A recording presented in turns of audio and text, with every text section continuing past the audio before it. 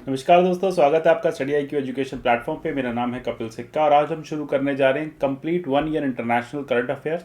इसमें हम मई 2020 से अप्रैल 2021 तक के MCQs को कवर करेंगे। आज हम चलेंगे सेट 7 की तरफ। आप स्टडी IQ पे हमसे इन विभिन्न माध्यमों से जुड़ सकते हैं। आप इसके PDFs @कपिल लाइव से डाउनलोड कर सकते हैं, जो कि एक टेलीग्राम चैनल है, और आप मुझे @कपिल सिक्का ट्विटर हैंडल पे भी फॉलो कर सकते हैं।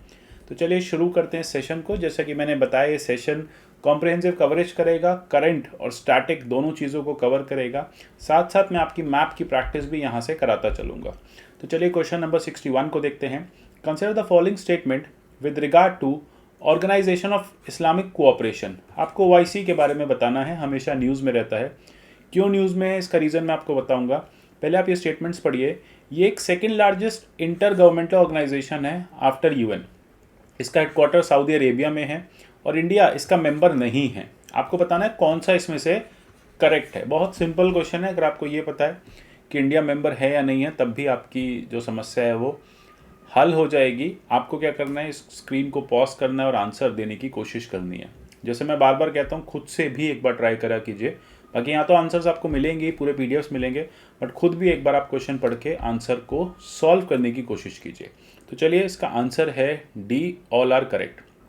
सबसे पहली बात, ये second largest intergovernmental organisation है वर्ल्ड की, क्योंकि 57 मेंबर नेशंस इसके मेंबर हैं। 57 कंट्रीज अक्रॉस द वर्ल्ड इसके मेंबर्स हैं। एक बात ये हो जाती है, इतनी बड़ी कोई ऑर्गेनाइजेशन नहीं है जिसमें इतने सारे मेंबर्स हों।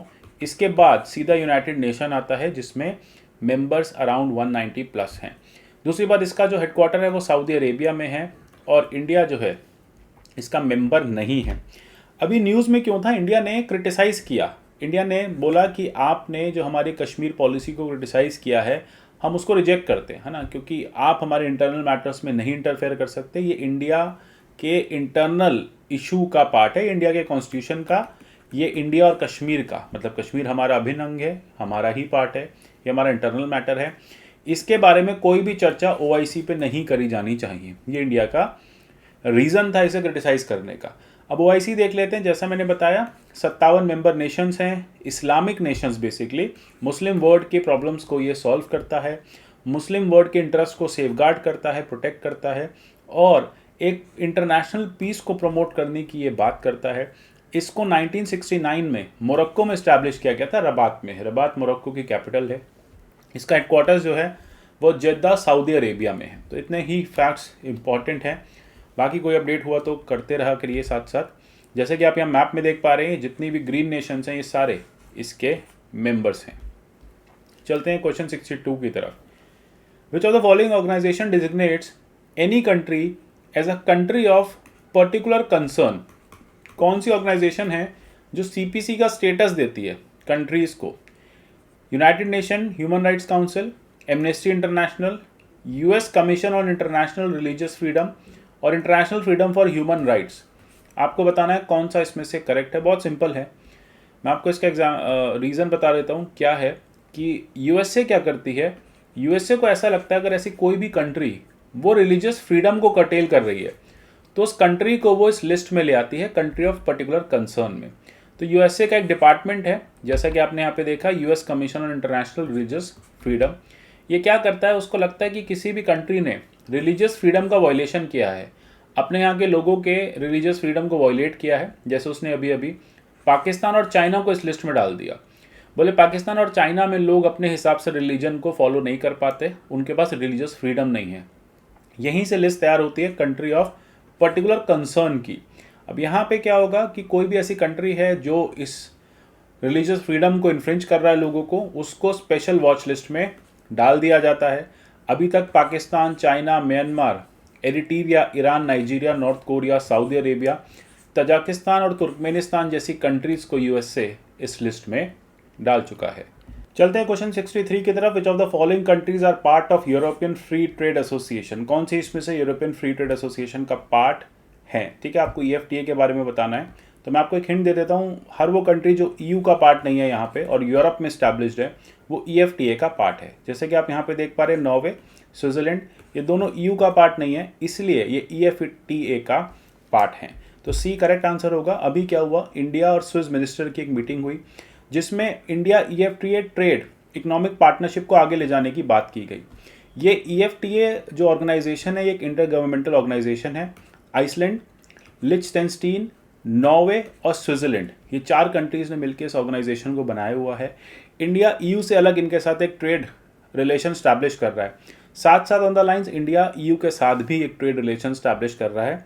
हम यहाँ पे मैप पे देखें, आइसलैंड, नॉर्वे, स्विट्जरलैंड और लिechtenstein, ये 4 कंट्रीज़ जो हैं वो EU का पार्ट नहीं होते हुए भी सारे बेनिफिट्स EU वाले मिलते हैं, लेकिन अलग से इंडिया के साथ एक ट्रेड डील साइन कर रहे हैं।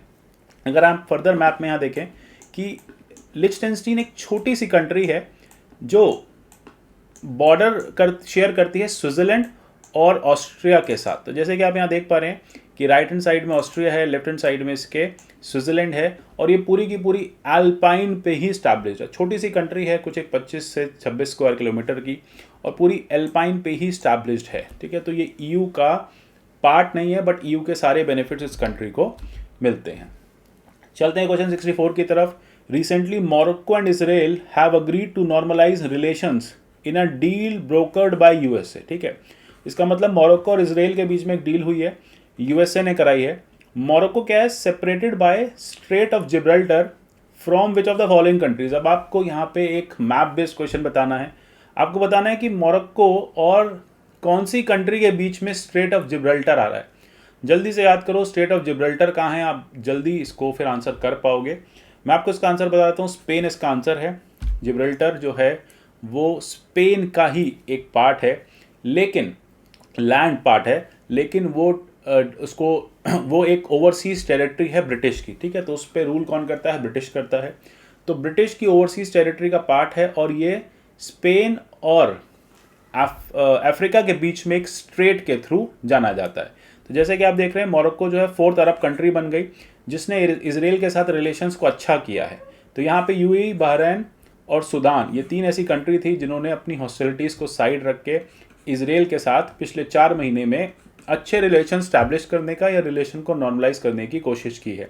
अब यूनाइटेड नेशन सिक्योरिटी काउंसिल काफ़ी समय से कह रहा है कि इनको रिलेशंस अच्छे करने चाहिए।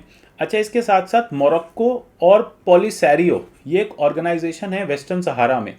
पॉलिसैरियो वेस्टर्न सहारा का एक नेशनल मूवमेंट है, लिबरेशन मूवमेंट है, जो कहता है कि आप वेस्टर्न सहारा को लिबरेट करो। ठीक है, हमें यहाँ पे पावर चाहिए, क्योंकि काफ़ी समय से स्पेन, मोरिटाना, ये सारे जो एरियाज़ हैं ये इसको रूल करते आए हैं। ठीक है, तो ये एम करता है कि वेस्टर्न सहारा का कंट्रोल ये ले स्पेन, मोरिटाना से, और मोरक्को से भी अब ये रूल लेके अपना सेपरेट नेशन स्टैब्लिश करे।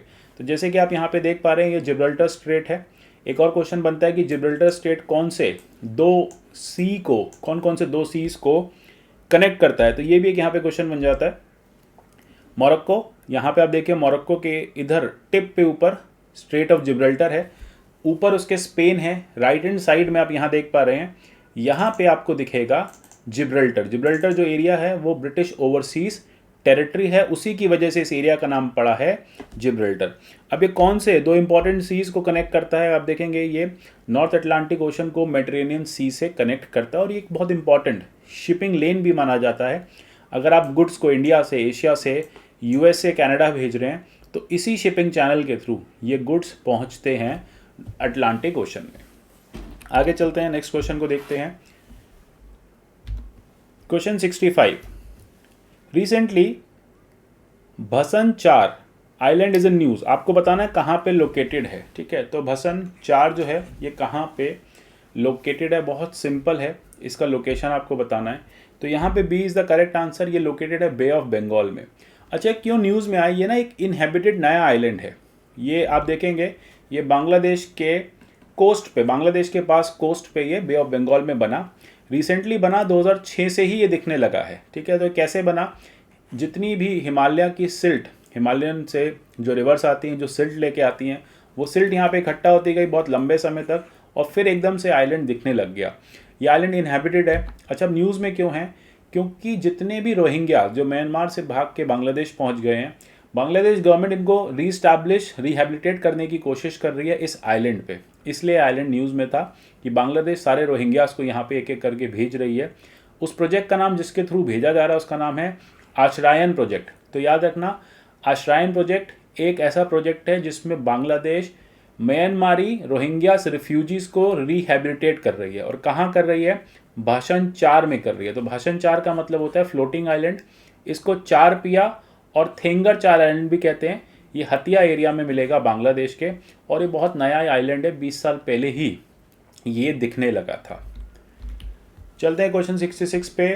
द मूवी मिंटो सैन इसिद्रो यानी सैन इसिद्रो मूवमेंट, ये कहाँ से एसोसिएटेड है? देखो बहुत सिंपल है, स्पेनिश भाषा है। अब अगर आप ये बता पाओगे कौन सी कंट्री में स्पेनिश बोली जाती है तो आप इसका आंसर भी बता पाओगे। इसका आंसर है क्यूबा। क्यूबा में आपको दिखेगी मेजॉरिटी स्पेनिश लैंग्वेज बोलते हुए लोग दिखेंगे, वो तो आपको पूरा लैटिन अमेरिका एरियाज़ में भी दिखेंगे। तो ये मूवमेंट क्या है? ये मूवमेंट बेसिकली क्यूबन गवर्नमेंट के अगेंस्ट है। ठीक है, क्या है? क्यूबन गवर्नमेंट एक लॉ लेके आती है, डिक्री 349। वो कहती है कि कोई भी कल्चरल एक्टिविटी को अलाउ नहीं किया जाएगा। आपने देखा क्यूबन गवर्नमेंट कम्युनिस्ट गवर्नमेंट रही है, सोशलिस्ट कम्युनिस्ट गवर्नमेंट रही है बहुत लंबे समय तक, अभी भी है, और वहाँ पे लोगों के राइट्स बहुत ज़्यादा नहीं है। अभी हाल ही में उन लोगों को इंटरनेट से भी कनेक्ट किया गया 2016-17 में, अभी तक वहाँ पे इंटरनेट फैसिलिटीज़ भी नहीं थी। लेकिन हाँ, सोशलिस्ट गवर्नमेंट्स होने के चलते वहाँ का हेल्थ केयर सेक्टर और एजुकेशन सेक्टर, बस ये 2 ही सेक्टर अच्छे हैं। बाकी पूरे क्यूबा में बहुत ज़्यादा गरीबी है, कोई इंडस्ट्री नहीं है, बहुत हाईली हायरार्कल मैनर है, बहुत ज़्यादा करप्शन है। तो इसी के चलते लोगों ने वहाँ पे सैन इसिद्रो मूवमेंट चलाया, और वो प्रोटेस्ट कर रहे हैं पिछले 2 साल से गवर्नमेंट के अगेंस्ट कि गवर्नमेंट हमारे आर्टिस्टिक लिबर्टी को नहीं कर सकती सेंसरशिप। ठीक है, तो इसी के चलते ये न्यूज़ में था। अब ये कौन चला रहा है? ब्लैक मेजॉरिटी लोकेलिटी है हवाना में जो इस प्रोटेस्ट को कर रहे हैं, और इसकी आलोचना दुनिया भर में की जा रही है। इंटरनेशनल ह्यूमन राइट्स ऑर्गेनाइजेशंस भी कह रही हैं कि क्यूबा में ह्यूमन राइट्स के नाम पे कुछ नहीं है, क्यूबन गवर्नमेंट को इन सब बातों का ध्यान रखना चाहिए। तो चलिए देखते हैं क्यूबा कहाँ है। क्यूबा आपको दिखेगा, क्यूबा के नॉर्थ साइड में गल्फ ऑफ मैक्सिको दिखेगा। क्यूबा के साउथ साइड में आपको ये फेमस केमन आइलैंड्स, कैरिबियन सी। तो क्यूबा एक कैरिबियन नेशन है कह सकते हैं, और ये बहुत पास है यूएसए के और देन लैटिन अमेरिका के। चलते हैं आगे नेक्स्ट क्वेश्चन की तरफ। क्वेश्चन 67। रिसेंटली डेल्फ, नैनतीवू, अनलतीवू, ठीक है, आइलैंड्स आर इन न्यूज़। अभी आपको बताना है ये आइलैंड्स कहाँ पे स्टैब्लिश्ड हैं। ठीक है, जो डेल्फ आइलैंड, नैनतीवू, अनलतीवू आइलैंड्स कहाँ पे स्टैब्लिश्ड हैं? बहुत सिंपल है, अगर आपको याद हो कच्चा थीवू आइलैंड्स। मैं आपको हिंट दे रहा हूँ कि कच्चा थीवू आइलैंड्स कौन सी कंट्री के पास है। ठीक है, इंडिया और कौन सी कंट्री के पास। एक डिस्प्यूट रेजोल्यूशन के थ्रू ये आइलैंड्स ट्रांसफ़र किए गए थे, इंडिया ने दे दिए थे। तो इसका आंसर है श्रीलंका। श्रीलंका ने अभी रिसेंटली 3 आइलैंड्स दे दिए हैं चाइना को। चाइना की कंपनी यहाँ पे, एक चाइनीज़ कंपनी यहाँ पे हाइब्रिड विंड और सोलर एनर्जी प्रोजेक्ट बना रही है इन 3 आइलैंड्स पे। रामेश्वरम के बहुत पास है, तमिलनाडु कोस्ट के बहुत पास हैं। एशियन डेवलपमेंट बैंक इसे फंड करेगा। डेल्फ आइलैंड, नैनाथीवू, अनलथीवू, तीनों आइलैंड्स हैं पार्क स्ट्रेट में। तो पार्क स्ट्रेट आपको पता होगा जाफना पेनिनसुला के ऊपर पड़ती है, इंडिया और श्रीलंका के बीच में। तो देख लेते हैं, यहीं पे आपको कच्चा थीवू आइलैंड्स भी मिलेंगे जो इंडिया ने दे दिए थे। तो ये सारा एरिया जो आप देख रहे हैं, हम इस एरिया की बात कर रहे हैं, ये इंडिया से आप देख रहे हैं कितना पास है, और रामेश्वरम से तो मात्र 45 किलोमीटर्स का डिस्टेंस है। तो ये आपको यहाँ दिख रहा है कि ये आइलैंड्स यहाँ पर जो हैं ये जा चुके हैं चाइना के पास, और ये इंडिया के बहुत ही नियर हैं। चलते हैं क्वेश्चन 68 की तरफ। Which of the following countries do not share its boundary with South China Sea. बहुत सिंपल है, जल्दी से बताओ, साउथ चाइना सी में कौन कौन सी कंट्री की बाउंड्री नहीं लगती? Laos, Vietnam, Malaysia, Philippines. अगर आप ईस्ट एशिया को मतलब याद कर सकते हैं, आपको याद हो उसका मैप, तो आपको पता होगा कि लाओस जो है वो एक लैंडलॉक्ड कंट्री है। इसको ऐसे याद करो, एल से लाओस, एल से लैंडलॉक्ड। लाओस एक लैंडलॉक्ड कंट्री है, तो इसका कोई भी बॉर्डर किसी भी सी से नहीं लगता है। तो चलिए इसको मैप के थ्रू समझते हैं और ज़्यादा क्लैरिटी आएगी। क्यों रीज़न था? इस समय न्यूज़ में था एक पार्सल आइलैंड भी देखते हैं साउथ चाइना सी में कहाँ स्टैब्लिश है, और क्या पूरी की पूरी स्टोरी है पार्सल आइलैंड के पीछे। जैसे कि आप यहाँ पे मैप पे देख पा रहे हैं, लाओस आपको दिखेगा एक लैंडलॉक्ड नेशन है। लाओस के साथ आपको वियतनाम दिखेगा, लाओस के इधर आपको थाईलैंड दिखेगा, ऊपर आपको चाइना से बॉर्डर दिखेगा। यहीं पे अगर आप साउथ चाइना सी में चलेंगे तो आपको एक पार्सल आइलैंड करके जगह दिखेगी। अब ये पार्सल आइलैंड के आसपास यूएस के शिप्स पेट्रोल करते मिले। चाइना को लगता है ये पार्सल आइलैंड चाइना का है, चाइना इस पे अपनी ओनरशिप स्टैब्लिश करता है। चाइना कहता है ये हमारी सॉवरेनिटी का पार्ट है, लेकिन वहीं पे वियतनाम कहता है कि ये हमारा भी उतना ही पार्ट है जितना ये, अगर ये आपका पार्ट है तो हमारा भी पार्ट है। वहीं फिलीपींस कहता है ये हमारा भी पार्ट है। वहीं आप तीसरी कंट्री देखेंगे मलेशिया, मलेशिया कहता है हमारा भी पार्ट है, ताइवान कहता है हमारा भी पार्ट है, मतलब पार्सल आइलैंड पे हर कोई क्लेम करना चाहता है। देखो रीज़न क्या है, जिस तरह से सेंटर ऑफ साउथ चाइना सी में ये आइलैंड बना हुआ है, इसके पीछे का रीज़न यही है कि जो भी कंट्री यहाँ डोमिनेंस बना ले वो पूरा साउथ चाइना सी को डोमिनेट कर सकती है। और साउथ चाइना सी जैसा कि आप देख रहे हैं बहुत इंपॉर्टेंट शिपिंग लेन बन जाती है। अगर साउथ कोरिया से, इनफैक्ट हांगकांग से चाइना का पूरा इंडस्ट्रियलाइजेशन जो शिपिंग के थ्रू चलता है, जो भी गुड्स ट्रांसपोर्ट होते हैं जापान के, ये सब साउथ चाइना सी होते हुए और उसके बाद थाईलैंड होते हुए ये सारे गुड्स निकल जाते हैं वेस्ट एशिया की तरफ। तो ये इंपॉर्टेंट बात हो जाती है, इसलिए ये मैप बहुत इंपॉर्टेंट है, हमेशा याद रखने हैं ये मैप। साथ साथ आपको ये भी पता होना चाहिए ये जो एरिया है इसको हम कहते हैं मलक्का स्ट्रेट।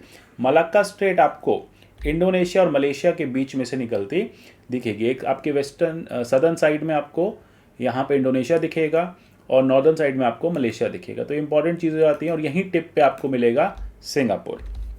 तो जैसे कि आप अभी मैप में देख रहे हैं ये इंपॉर्टेंट है। तो ये शिपिंग रीजन इतना ज़्यादा इंपॉर्टेंट हो जाता है कि दुनिया के बहुत सारे मैन्युफैक्चर्ड गुड्स यहाँ से निकलते हैं। इसी के चलते इस पूरे एरिया में डोमिनेंस बनाने के लिए चाइना कहता है पार्सल आइलैंड जो है वो हमारा है। वियतनाम, फिलीपींस, मलेशिया जैसी कंट्री कहती है ये हमारा है, ताइवान कहती है हमारा है। तो चलिए आगे चलते हैं नेक्स्ट क्वेश्चन पे।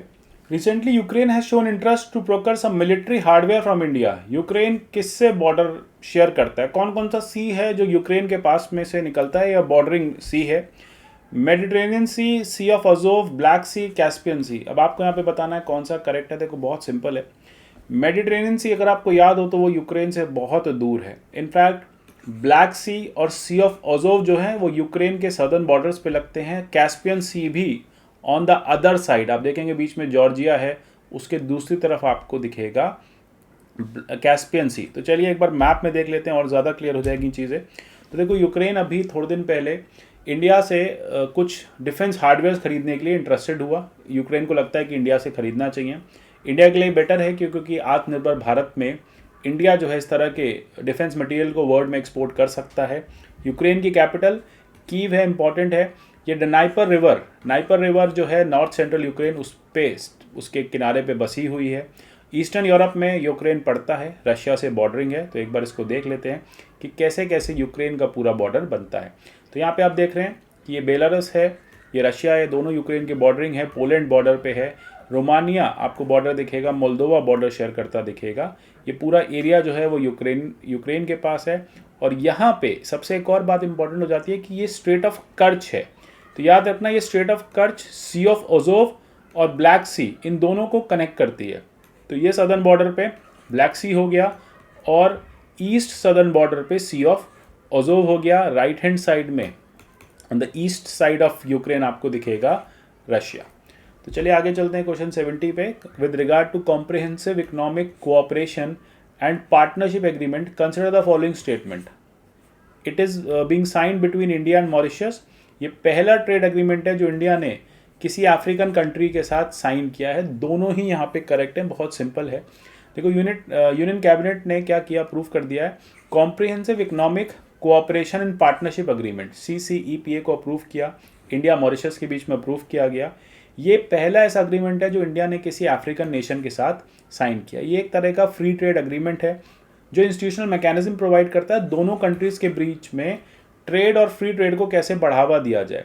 इंडिया कुछ ड्यूटीज़ कम करेगा इन रेसिप्रोकेशन, मॉरिशस भी ड्यूटीज़ को कम करेगा। तो इस तरह से दोनों कंट्रीज़ जो हैं वो गुड्स एंड सर्विसेज के अपने ट्रेड को बढ़ा पाएंगी। आशा करता हूँ क्वेश्चंस आपको अच्छे लगे होंगे। मिलेंगे सेट 8 में, तब तक के लिए goodbye, take care and God bless you all.